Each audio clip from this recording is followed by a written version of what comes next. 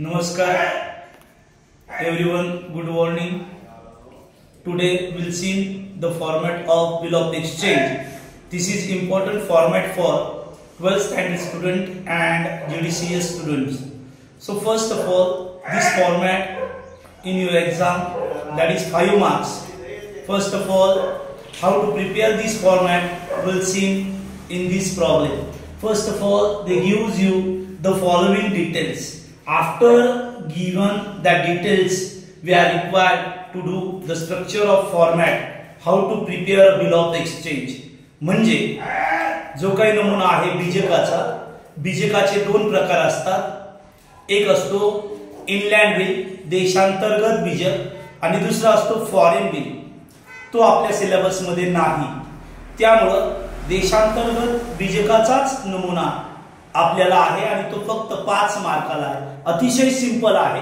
तर पाहूया कसा तयार करतात.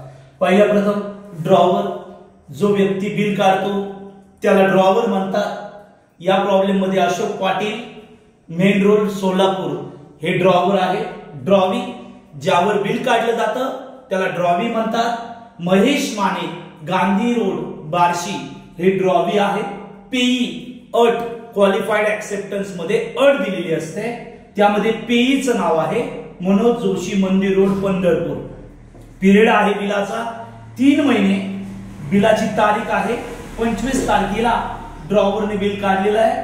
ड्रॉवीने ते 28 तारखेला ऍक्सेप्ट केलेलं आहे आणि बिलाची रक्कम आहे 5000 रुपये.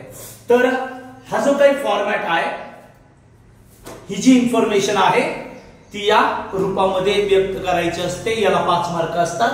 तर वरती हेडिंग टाकायचं, कॅपिटल मध्ये बिल ऑफ एक्सचेंज, लेफ्ट साइडला असतो स्टँड, राईट साइडला ड्रॉवरचं नेम आणि ऍड्रेस असतो आणि बिल काढलेली तारीख असते.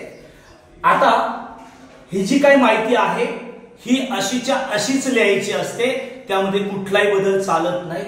आफ्टर 3 महिने म्हणजे 120 दिवसाने मला द्या किंवा मनोज जोशी यांना द्या किंवा यांच्या आज्ञेनुसार 5000 रुपये देण्यात यावे. इथं फिगर मध्ये 2 महेश माने, गांधीनगर, गांधी रोड बार्शी, ड्रॉवीचं नाव. बिल ऍक्सेप्ट केलं, त्याची तारीख 28 जानेवारी आणि त्याची सिग्नेचर सही. त्याचबरोबर इथं ड्रॉवरची सही. धन्यवाद.